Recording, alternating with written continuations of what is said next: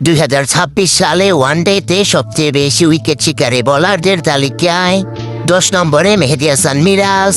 8 ম্যাচে মিরাজ শিকার করেছেন 8 উইকেট, ইকোনমি 3.96।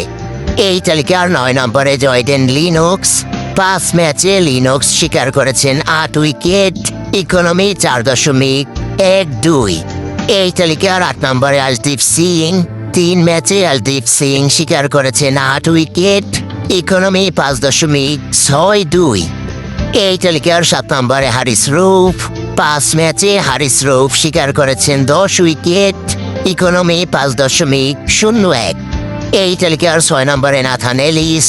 5 ম্যাচে নাথান এলিস শিকার করেছেন 10 উইকেট, ইকোনমি 4.37। এই তালিকার 5 নম্বরে শাহিন শাহ আফ্রিদি। 6 ম্যাচে শাহিন আফ্রিদি শিকার করেছেন 11 উইকেট, ইকোনমি 4.69। এই তালিকার 4 নম্বরে শরীফুল ইসলাম। 4 ম্যাচে শরীফুল শিকার করেছেন 11 উইকেট, ইকোনমি 3.40। এই তালিকার 3 নম্বরে তাসকিন আহমেদ। 8 ম্যাচে তাসকিন শিকার করেছেন 14 উইকেট, ইকোনমি 5.41। এই তালিকার 2 নম্বরে মুস্তাফিজুর রহমান।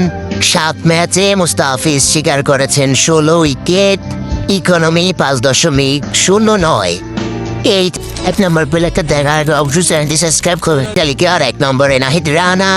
9 ম্যাচে নাহিদ রানা শিকার করেছেন 26 উইকেট, ইকোনমি 4.48। এদের মধ্যে আপনার চোখে সেরাকে জানাতে পারেন কমেন্টে।